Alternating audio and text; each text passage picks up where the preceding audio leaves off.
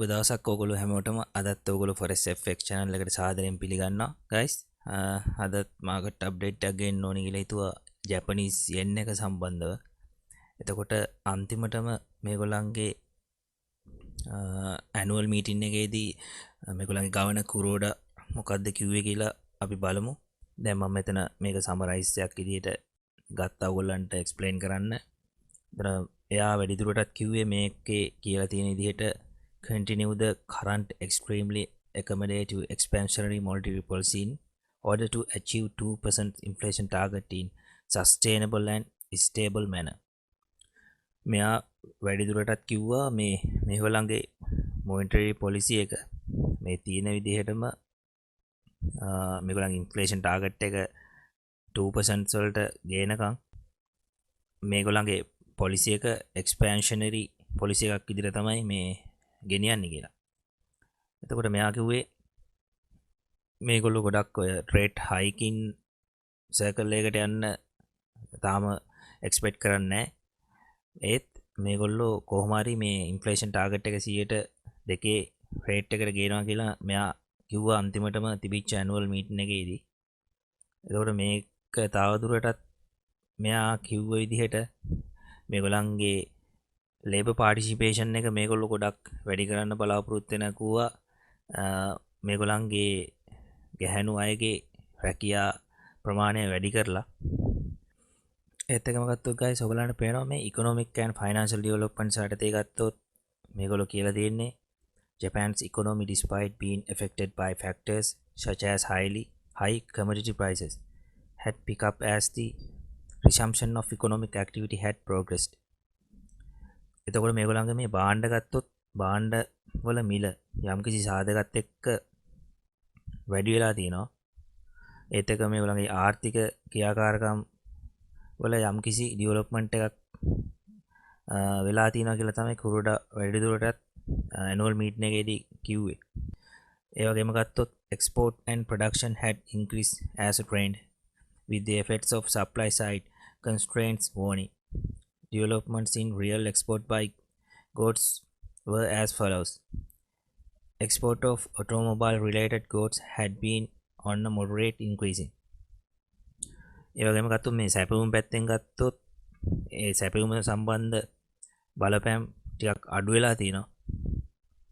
එතකොට ඒ වගේම ගත්තොත් මේගොල්ලන්ගේ මේ අපනයන සහ නිෂ්පාදන සයිඩ් එක ගොඩක් ඉන්ක්‍රීස් වෙලා තියෙනවා. මෙයා කිව්වේ ඉන්ෆ්ලේෂන් එක 104ක රේන්ජ් එකේ තිබුණත් මේගොල්ලන්ගේ ඉකොනොමි එකේ ඇක්ටිවිටීස් වල ප්‍රශ්නයක් වෙලා නැහැ කියලා. ඒත් එක්කම ගත්තොත් business fixed investment had increased moderately. Investment in the manufacturing industry had followed an uptrend. ඒත් එක්කම ගත්තොත් guys මේ ව්‍යාපාර පැත්තෙන් ගත්තොත් මේගොල්ලන්ගේ ආයෝජන ගත්තොත් ඒ ආයෝජන ටිකක් ඉහළ ගිහිල්ලා තියෙනවා. ඒ වගේම කර්මාන්ත සෙක්ෂන් එක ගත්තොත් ඒවලත් ලොකු ඉහළ යාමක් තමයි ගිහිල්ලා තියෙන කියලා මෙයා එක්ස්ප්ලেইন කරේ. ඒත් එකම ගත්තොත් guys ඊළඟ කරුණ විදිහට food and durable goods inflation expectation had risen. Specifically short term expectations had increased. Medium to long term expectation had also risen moderately. ඒත් එකම ගත්තොත් මේගොල්ලන්ගේ foods සහ ඒ කියන්නේ කල්පවතින භාණ්ඩ ඒ කියන්නේ durable goods ගත්තොත් උද්දමනයේ වැඩිමත් එක්ක මේවල prices වල මිල ඉහළ ගිහිල්ලා තියෙනවා. කියන්නේ guys මේගොල්ලන්ගේ short term ගත්තොත් මේ durable goods and foods වල මිල ගොඩක් ඉහළ ගිහිල්ලා කියලා තමයි කියලා තියෙන්නේ. ඒත් එක්ක මේක long term ගත්තොත් මේක medium term තමයි මේක price වල වෙනස් වීම මේ වෙලා තියෙන්නේ. ඒත් එක්කම CPI price has increased. consumer prices වලත් මිල ගොඩක් වැඩි වෙලා තියෙනවා කියලා තමයි මෙයා වැඩිදුරටත් මේ මීටින් එකේදී කිව්වේ. දැන් අපි ගමු මේගොල්ලන්ගේ monetary outlook එකේ මොන වගේ දෙයක්ද කියලා තියෙන්නේ කියලා. මම දැන් මේක සමරයිස් කරලා තියෙනවා පේනවා ඔයගොල්ලන්ට. එතකොට guys ඔයගොල්ලන්ට මෙතන පේනවා පළවෙනි කරුණ විදිහට ගත්තොත් members discussed the bank basis stance on this future conduct of monetary policy. They agreed that it was important to continue with the current monetary easing and thereby achieve the price stability target in a sustainable and stable manner accompanied by wage increase. එතකොට guys මේගොල්ලන්ගේ මූල්‍ය ප්‍රතිපත්තියේ future plans ගත්තොත් මේක මේ bank එක විසින් මේක මේ සාකච්ඡා කරලා තියෙන්නේ. දැන් මේ current situation එක ගත්තොත් monetary policy easing එකක්. ඒ කියන්නේ මුදල් ලිහිල් කිරීමක්. ඒ කියන්නේ interest rate එක ඒගොල්ලන්ගේ negative මට්ටමේම තියාගෙන මේ තියෙන විදිහට මේක continue කරගෙන යාමක් විදිහට තමයි මේගොල්ලෝ කතා කරගෙන තින්නේ. ඒත් එක්කම guys මේ monetary policy easing එක ඒ විදිහටම තියාගෙන යනකොට මේගොල්ලන්ගේ මේ wage increase එක ඒක ඒගොල්ලන් positive විදිහට මේකට use කරනවා කියලා තමයි මේගොල්ලෝ කිව්වේ. එතකොට ගත්තොත් අපි මේ දෙවෙනි කරුණ විදිහට guys, a few members note that Japan's economy was currently in a critical phase for achieving the price stability target of 2% in sustainable and stable manner. One of these members said that to achieve the target, it was necessary to medium to long-term inflation expectations to be anchored at 2% and nominal wage to increase to a certain extent. එතකොට මේගොල්ලන්ගේ මේ economy එක දැන් තීරණාත්මක stage එක තියෙන්නේ. ඒත් එක්ක මේගොල්ලෝ කිව්වේ වැඩිදුරටත් ඉන්ෆ්ලේෂන් එක 102 ටාගට් එකට ගේන එක මේගොල්ලෝ හිතන තරම් ලේසි දෙයක්ුත් නෙමෙයි කියලා. එතකොට මේගොල්ලන්ගේ එක්කවන කෙනෙක් කියලා තිබ්බේ මේගොල්ලන්ගේ nominal wage growth එක. ඒ කියන්නේ එක පුද්ගලයෙක්ට ලැබෙන වැටුප් ප්‍රමාණය. මේක වැඩිවීම යූස් කරගෙන මේගොල්ලන්ගේ මේ 102 percentage එකට යන්න මේක සාධකයක් කරගන්න පුළුවන් කියලා. ඊගාට main point එකක් ඉදිරියට ගත්තොත් guys, yield curve control.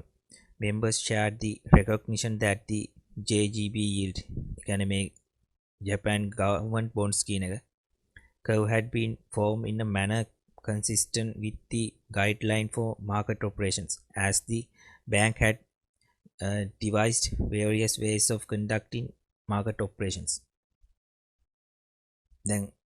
දැන් guys අපි බැලුවොත් මේගොල්ලෝ මේ yield curve controlling එක කොහොමද කරන්නේ කියන එකත් මේගොල්ලෝ යම් කිසි මට්ටමක ඉන්ඩිකේට් කරලා තිබුණා. දැන් එතකොට මෙතන ගත්තොත් ඔයගලන්ට පේනවා while significantly increasing the amount of JGB purchase.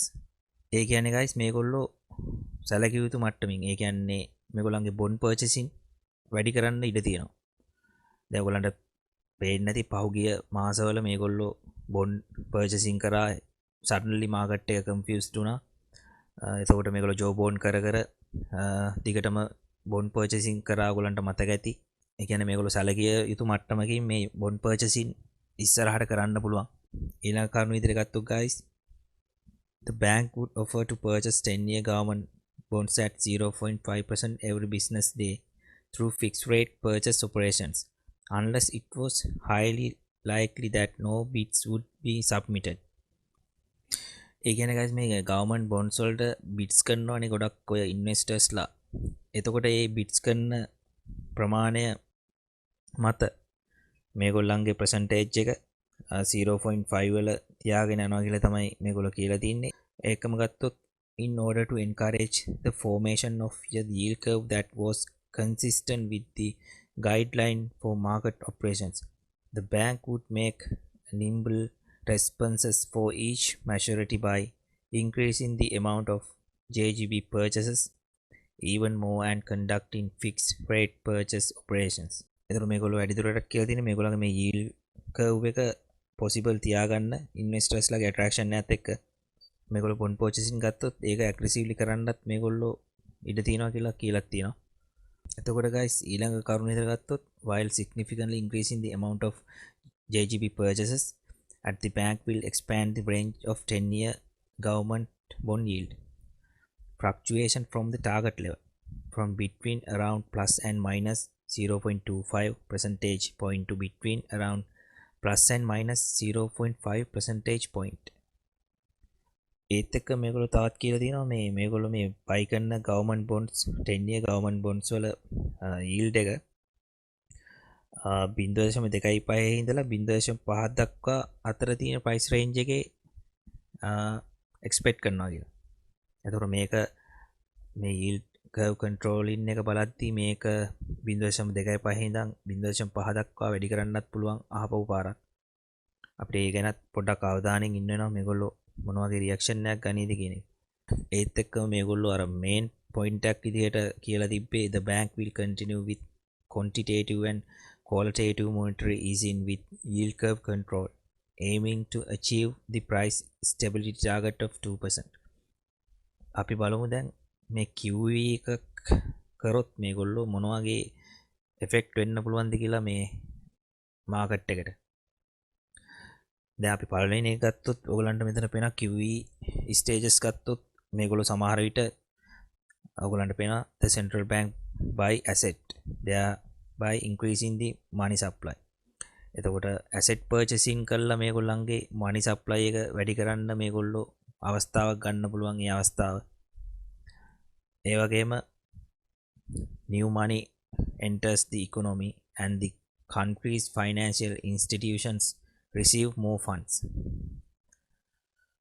එතකොට මේ අලුත් ආදායම් මාර්ග වලින් මේගොල්ලන්ගේ ඉකොනොමි එකට මනි පම්ප් කරන්නත් මේගොල්ලෝ ගොඩක් වෙලා ඉඩ තියෙනවා. එතකොට ඒක ගොඩක් මේගොල්ලන්ගේ country එකේ financial institutions use කරගෙන ලොකු purchasing වෙන්න පුළුවන්. ඒ වගේම මේගොල්ලන්ගේ new methods වලින් මේගොල්ලෝ money පම්ප් කරන්න පුළුවන් මේගොල්ලන්ගේ ඉකොනොමි එකට. ඒකම ගත්තොත් the economy is artificially simulated. ඒ කියන්නේ guys මේ කෘතිම දේවල් වලින් මෙතන මේ කෘතිම දේවල් කියලා අදහස් කරන්නේ මේගොල්ලන්ගේ අලුත් මෙතඩ් වෙන්න පුළුවන්. මොකද අපි ඒක හරියටම දන්නේ නැහැ මේගොල්ලන්ගේ අප්කමින් ප්‍රොජෙක්ෂන් මොනවද තියෙන්නේ කියන එක. එතකොට මේ වගේ දෙයකිනුත් මේ මාකට් එකේ මනි සප්ලයි එකට මේගොල්ලෝ බලපෑමක් කරන්න ඉඩ තියෙනවා. ඊළඟට ගත්තොත් interest rate start to decline. එතකොට දැන්ටමත් මේ ඕගලන්ට පේනවා මේ interest rate එක නම් ලොකු වැඩිවීමක් කරන්නේ නැහැ. මේගොල්ලෝ negative rate වලම තමයි තියාගෙන යන්නේ. හැබැයි සමහර විට මේ කුරෝඩාගෙන් පස්සේ එන ගවන මොන වගේ decision එකක් ගනීද කියන එකත් මාකට් එක expect කරනවා.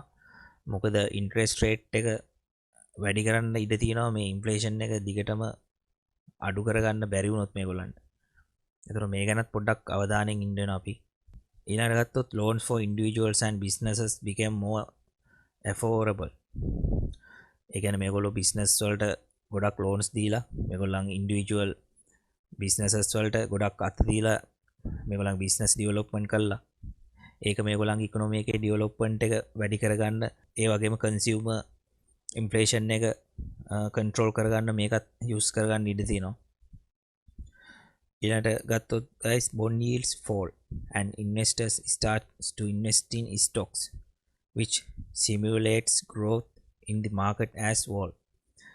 ඒත් එක්ක මේගොල්ලෝ සමහරලාට bond yield ගොඩක් අඩු කරන්නත් පුළුවන්. ඒ වගේම investors ලට මේගොල්ලෝ help කරන්න පුළුවන් ගොඩක් stocks වලට invest කරන්න. හොඳට stocks වල perform කරනවා කියන්නේ මේගොල්ලන්ගේ ඒකේ economy එකේ GDP එක grow වෙන්න මේක ගොඩක් බලපාන සාධකයක් වෙනවා. එතකොට ඒත් එක්කම මේගොල්ලන්ගේ ඉන්ෆ්ලේෂන් ටාගට් එක මේගොල්ලෝ එක්ස්පෙක්ට් කරන ලෙවල් එකට ගේන්න මේකත් මේගොල්ලෝ යූස් කරන්න ගොඩක් වෙලාට ඉඩ තියෙනවා. එතකොට මෙයා වැඩිදුරටත් කියලා තිබ්බේ he said he wouldn't hesitate to ease further if necessary. ඒ කියන්නේ මෙයා කිසිම විදිහට පසුබට වෙන්නේ මේ පොලිසි එක ඊස් කරන්න. ඒත් එක්කම he said it important to support the economy. මෙයා වැඩියෙන්ම මේකේ ඉන්ඩිකේට් කරේ මේගොල්ලන්ගේ ඉකොනොමි එකේ grow එකට මෙයා ගොඩක් සපෝට් කරනවා කියලා. මේගොල්ලන්ගේ method use කරගෙන. ඒත් එක්කම he says it's important to encourage companies to rise wages. ඒත් එක්කම වැටුප් වැඩි කිරීමකින් මේගොල්ලන්ගේ nominal wages වැඩි කරගෙන ඒක මේගොල්ලන්ගේ inflation target එක 102කට ගේන්න මේ දේත් use කරනවා කියලා මෙයා වැඩිදුරටත් කිව්වා. එතකොට guys දැන් ඕගලන්ට පේනවා මෙතන Japanese futures ගත්තොත් මම මෙතන daily chart එක දාලා තින්නේ.